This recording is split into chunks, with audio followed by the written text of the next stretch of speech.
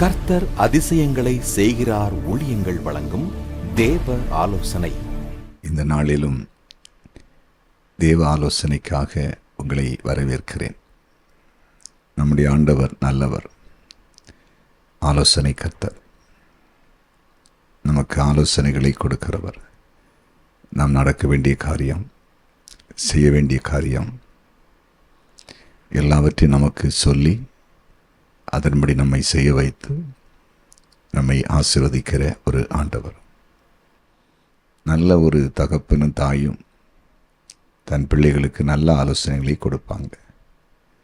இந்த ட்ரெஸ்ஸை போடு, இந்த படிப்பை படி, இந்த சாப்பாடை சாப்பிடு, நல்லா இருக்கும், இந்த இடத்துக்கு போகாத உனக்கு பிரச்சனை வரும் அப்படின்னு நல்ல ஆலோசனைகளை நல்ல தகப்பனும் தாயும் பிள்ளைகளுக்கு கொடுப்பாங்க.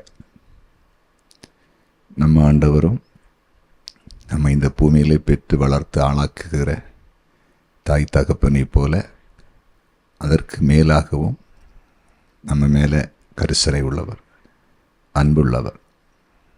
நம்ம இந்த பூமியில் வாழும்போதும் நல்லா இருக்குன்னு நினைக்கிறவர். இந்த உலகத்தின் ஓட்டத்தை முடிக்கும் போதும் தேவராஜ்யத்துக்குள்ளே, பரலோராஜ்யத்துக்குள்ளே நம்ம போய் அவரோடு கூட நித்திய காலமாக இருக்கணும் அப்படின்னு விரும்புகிறவர்.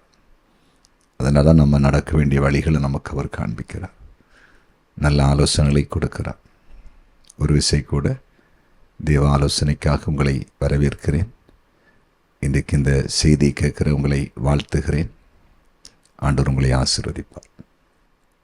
இன்றைக்கு தேவ ஆலோசனைக்காக தெரிந்து கொண்ட வேத வசனம் யோபின் புஸ்தகம் 1வது அதிகாரம் 18வது வசனத்திலிருந்து 22வது வசனம் வரையிலும். இவன் இப்படி பேசி கொண்டிருக்கையில் வேறொருவன் வந்து, உம்முடைய குமாரரும் உம்முடைய குமாரத்திகளும் தங்கள் மூத்த சகோதரன் வீட்டிலே புசித்து திராட்சரசம் குடிக்கிற போது வனாந்தர வழியாய் பெருங்காற்று வந்து அந்த வீட்டின் 4 மூலையிலும் அடிக்க, அது பிள்ளைகளின் மேல் விழுந்ததினால் அவர்கள் இறந்து போனார்கள்.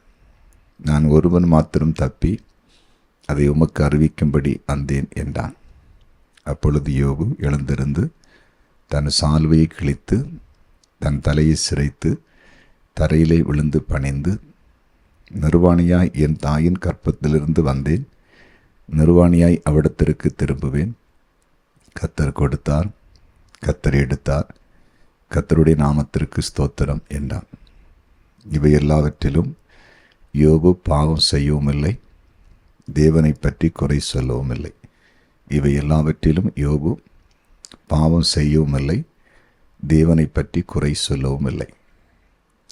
இன்றைய தேவ ஆலோசனையின் தலைப்பு, தேவனை பற்றி குறை சொல்லக்கூடாது, தேவனை பற்றி குறை சொல்லக்கூடாது. அதாவது யோபின் புஸ்தகம் 1வது அதிகாரத்தின் ஆரம்பத்தை வாசிக்கும் பொழுது யோபு தேவனுக்கு பயந்து பொல்லாப்புக்கு விலகிறதுனால கர்த்தர் யோபை ஆசீர்வதித்து கிழக்கத்தி புத்திரர் எல்லாரிலும் பெரியவராக வைக்கிறார். 10 பிள்ளைகளும் கர்த்தரால் கொடுக்கப்படுகிறது. ஒரு நாள் திடீரென்று தேவ சன்னதியிலே சாத்தான் போய் நின்று, அதாவது தேவனுக்கு முன்பாக சாத்தான் நின்று கொண்டு, யோபு விருதாவாகவா உமக்கு பயப்படுறான்?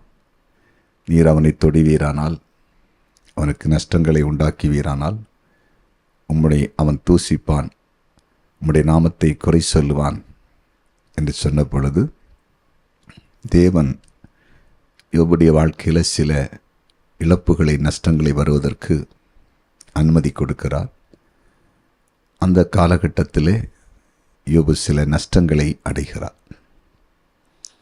முதலாவது, அவருடைய மிருக ஜீவன்கள், வேலைக்காரர்களை இழக்க வேண்டிய நிலை வருகிறது. அடுத்ததாக தன்னுடைய 10 பிள்ளைகளையும் இழக்க வேண்டிய ஒரு நிலை வருகிறது. 10 பிள்ளைகளும் மகிழ்ந்து புசித்து குடித்து ஒரு வீட்டிலே மகிழ்ச்சியாக இருக்கும்போது திடீரென்று வந்த ஒரு காற்று அந்த வீட்டின் மேல் மோதி அந்த வீடு இடிந்து கீழே விழுந்து ஒரே நேரத்தில் 10 பிள்ளைகளும் மரிக்கிறார்கள். அந்த செய்தி யோபுக்கு வந்த பொழுது யோபு கதறுகிறார். தன்னுடைய வஸ்திரத்தை கிழிக்கிறார், தரையிலே உட்கார்ந்திருக்கிறார். அவர் சொல்ல, நான் நிர்வாணியாய் தாயின் கற்பத்திலிருந்து வந்தேன், நிர்வாணியாய் நான் திரும்பி போவேன் அப்படின்னு சொல்லி கர்த்தருடைய நாமத்திற்கு ஸ்தோத்திரம் என்று சொல்லிவிட்டு அடுத்த அந்த 22 வசனத்தில் யோபை குறித்து வேதம் சொல்லுகிறது.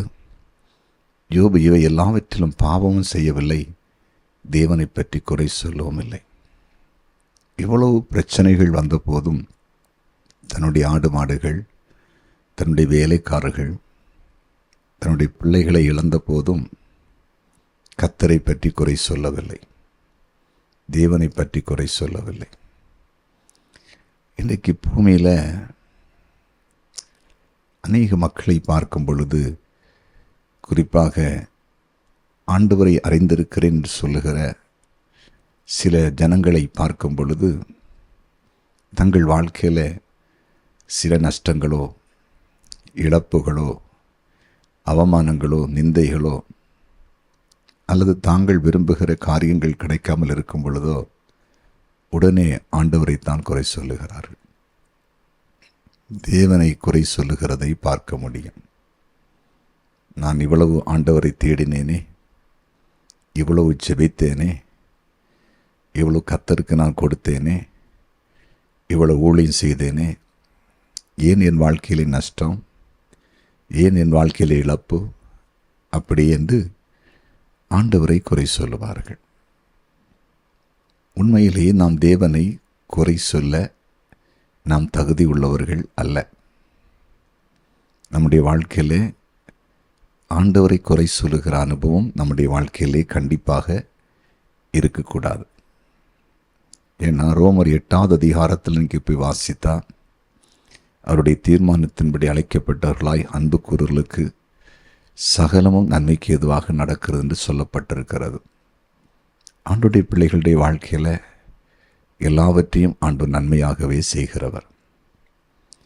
ஒரு சகோதரனுடைய வாழ்க்கையில் வயதான அவருடைய தகப்பனார், 75 வயதுக்கு மேலான தகப்பனார் பலகீனப்பட்டு வியாதிப்பட்டு மருத்துவமனையிலே அனுமதிக்கப்பட்டார்கள். மருத்துவமனையிலே ஆபத்தான நிலையில் இருக்கும் பொழுது இவர் தேவ சமூகத்திலே ஆண்டவரை பார்த்து சொன்னாராம், என் அப்பாவுக்கு மீண்டும் நீர் நல்ல சுகத்தை தந்து இந்த பூமியிலே வாழ வைக்க வேண்டும் என்று சொல்லி கேட்டாராம். ஆனால் ஒரு சில தினங்களுக்குள் அவர் மருத்துவமனையிலேயே மருத்துவ சிகிச்சை பலனளிக்காமல் மரித்து போய்விட்டார். வயது அவருக்கு 75க்கு மேலாக, சுமார் 80 வயதுக்கு அருகாமையில் ஆகிவிட்டது. இப்போ என்ன நடந்ததுன்னு சொன்னால், இந்த சகோதரனுக்கு பயங்கரமான கோபம் ஆண்டவருக்கு மேலே. அப்பா ஹாஸ்பிட்டலில் இருக்கும்போது நான் தேவ சமூகத்திலே ஆண்டவரிடத்திலே கேட்டேனே, எங்கள் அப்பாவுக்கு ஜீவனை தாரும், இன்னும் பல வருஷம் இந்த பூமியிலே வைத்து அவரை சாட்சிய வையும் என்று சொல்லி, எங்கள் அப்பா மரித்து போய்விட்டார் என்று சொல்லி இந்த சகோதரன் தேவனை விட்டு பின்மாறிவிட்டான். சிகரெட்டு பிடிப்பது, குடிப்பது, ஆண்டவரை குறை சொல்லுவது, சபைகளை குறை சொல்லுவது, பைபிளை குறை சொல்லுவது, இப்படியே மாறிவிட்டார்கள். அந்த நாட்கள் இவர் ஒரு கான்ட்ராக்ட், ஒரு பிஸ்னஸ் பண்ணி கொண்டிருந்தார். ஒரு மாதம் ஒரு சில லட்சம் லாபம் வரக்கூடிய தொழில். படிப்படியாக அந்த தொழில் நஷ்டமடைய ஆரம்பித்தார். என்றால் முதலாவது ஒரு ஆலயத்துக்கு போகிறது நிறுத்தினார், குறை சொல்ல ஆரம்பித்தார், மனம் போன போக்கில் வாழ ஆரம்பித்தார், நஷ்டமடைய ஆரம்பித்தார், தொழில் நின்று போய்விட்டது. அதன் பிறகு வருமானத்தை இழந்து நிற்கதியாய் நிற்க ஆரம்பித்தார். இந்த நாட்களில் அவருடைய மனைவி ஒரு சின்ன ஒரு ஸ்தாபனத்தில் ஒரு சில 1000 ரூபாய்க்கு வேலை பார்த்து அந்த சம்பளத்தில் அந்த குடும்பம் நடந்து கொண்டிருக்கிறது. காரணம் என்ன தெரியுமா? ஆண்டவரை குறை சொன்ன ஒரு அனுபவம், தேவனை தூற்றின ஒரு அனுபவம். ஒரு தடவை ஒரு சகோதரர் தன்னுடைய வயதான தகப்பனாருக்காக ஜெபித்தாராம். எங்கள் அப்பாவை இன்னும் கொஞ்ச நாட்கள், ஒரு சில வருடங்கள், ஆயுசு நாட்களை கூட்டி தாரும் ஆண்டவரின். ஆண்டவர் கேட்டாராம், எத்தனை வருஷங்கள் நான் அவனை நடத்தினேன் கிருபையாய், இனிமேலும் நீ கேட்டால் அவனுக்கு நான் ஆயுசு நாட்களை கொடுப்பேன். வயது இத்தனை ஆகிவிட்டது, இனி அவன் பலகீனப்பட்டு போவான். வயது முதிர்விலே சில பலகீனங்கள் தாக்கலாம். நீ அவனை கவனிப்பாயா, பராமரிப்பாயா, அப்போது முறுமுறுக்காமல் இருப்பாயா என்று சொல்லி கேட்டாராம். அப்போது அவர் ஆண்டவரிடத்தில், ஆண்டவரே உங்களுடைய சித்தத்துக்கு அர்ப்பணிக்கிறேன்னு சொல்லி ஒப்பு கொடுத்தார். புரிந்து கொண்டீர்களா? இன்றைக்கு அநேகர் தங்களுடைய வாழ்க்கையில் தாங்கள் எதிர்பார்க்கிற சில காரியங்கள் கிடைக்காமல் இருந்தால், அல்லது திடீரென்று ஒரு நஷ்டம் வந்துவிட்டால், இழப்பு வந்துவிட்டால், உடனே ஆண்டவரை குறை சொல்லுவது. பாருங்கள், யோபின் புஸ்தகத்தில் 2வது அதிகாரம் 9-10 வசனங்களை வாசிக்கும்போது, யோபு 2வது அதிகாரம் 9-10 வசனங்களை வாசிக்கும்போது, அப்பொழுது அவன் மனைவி அவனை பார்த்து, நீர் இன்னும் உம்முடைய உத்தமத்தில் உறுதியாய் நிற்கிறீரோ? தேவனை தூசித்து, அதாவது தேவனை குறை சொல்லி ஜீவனை விடும் என்றாள். அதற்கு அவன், நீ பைத்தியக்காரி பேசுகிறதை போல் பேசுகிறாய். தேவன் கையிலே நன்மையை பெற்ற நாம் தீமையும் பெற வேண்டாமோ என்றான். இவைகள் எல்லாவற்றிலும் யோபு தன் உதடுகளினால் பாவம் செய்யவில்லை. இப்போ பாருங்க, அடுத்தது சரீரத்தில் வியாதி வந்து விட்டது.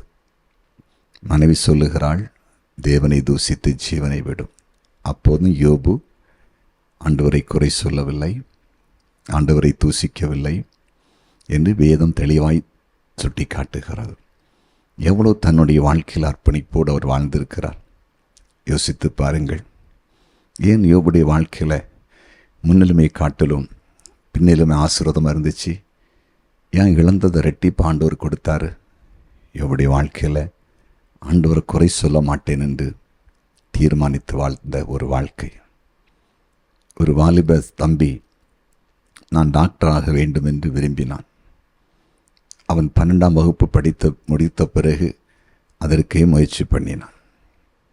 அதற்காகவே அவன் சில கூட்டங்களுக்கு போவது, ஊழியக்காரர்களை சந்திப்பது, அப்படியே அவன் இருந்து கொண்டிருந்தான். ஆனால் அவனுக்கு மருத்துவ படிப்பு கிடைக்கவில்லை. அவன் உடனே, நான் விரும்பினேனே, ஆண்டவரிடத்தில் கேட்டேனே, தேடினேன்னு சொல்லி ஆண்டவரை குறை சொல்ல ஆரம்பித்து விட்டான். எப்படி நான் மருத்துவ படிப்பு சேர்ந்தே தீர்வேன் என்று சொல்லி அதற்காக முயற்சி எடுத்து கொண்டே இருந்தான். கடந்த சுமார் 6 வருடங்களாக அவனுக்கு எதுவும் வாய்க்கவில்லை. வீட்டில் பணம் கொடுத்து வாங்குவதற்கும் வாய்ப்பில்லை, மெரிட்டிலும் அவன் வரவில்லை. வயது இன்றைக்கு சுமார் 25-26 வயது பக்கத்தில் ஆகிவிட்டது. யோசித்து பாருங்கள், ஆண்டவரை குறை சொல்லுகிற அனுபவம். சிலர் அப்படித்தான். தாங்க விரும்புகிற படிப்பு, தாங்க விரும்புகிற வேலை, தாங்கள் விரும்புகிற திருமணம், இதெல்லாம் கிடைத்த ஆண்டவர் நல்லவர், இல்லைன்னா ஆண்டவரை குறை சொல்லுது. இந்த அனுபவம் நம்முடைய வாழ்க்கையில் வேண்டாம். எது நடந்தாலும் ஆண்டவர் நன்மைக்கு எதுவாகவே செய்வார். கர்த்தரை குறை சொல்லாதீங்க, இயேசப்பாவை குறை சொல்கிற கூட்டத்தில் இருக்காதீங்க, வேதாமத்தை குறை சொல்லாதீங்க, வேத வசனத்தை குறை சொல்லாதீங்க, இயேசுவை குறை சொல்லாதீங்க, தீர்க்க தரிசனத்தை குறை சொல்லாதீங்க, அன்று வாக்குத்தத்தம் பண்ணி அது நிறைவேறனா குறை சொல்லாதீங்க. நம்ம வாழ்க்கையில் ஏதாவது குற்றங்கள் இருக்கிறா, குறைகள் இருக்கிறாங்க மட்டும் ஆராய்ந்து பார்ப்போம். இல்லை என்றால் எல்லாவற்றையும் தேவன் நன்மைக்கு எதாவது நடக்கிற என்பதை புரிந்து வாழ்க்கையை கர்த்தருக்காய் ஒப்பு கொடுப்போம். யோபு மாதிரி நம்ம வாழ்க்கையை அர்ப்பணிப்போம்.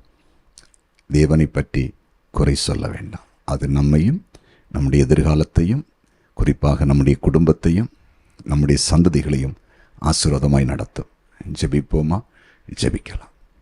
எங்கள் அன்பு தகப்பனே, யோபு தேவனை பற்றி குறை சொல்லாததைப் போல இன்றைக்கு உம்முடைய வார்த்தைகளை கேட்ட உம்முடைய பிள்ளைகள் எந்த சூழ்நிலையிலும் உம்மை பற்றி குறை சொல்லாமல், உம்மை தூசிக்காமல், உம்மை விட்டு பின்வாங்காமல் உம்மையே சார்ந்து வாழ கிருபை தாரும்.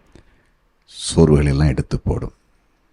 யாராவது இதுவரையிலும் உம்மை தூசித்திருந்தா, குறை சொல்லியிருந்தா, மன்னித்து இரக்கம் பாராட்டும். உம்முடைய நாம மகிமைப்படட்டும். இயேசுவின் நாமத்தில் பிதாவே, ஆமென், ஆமென்.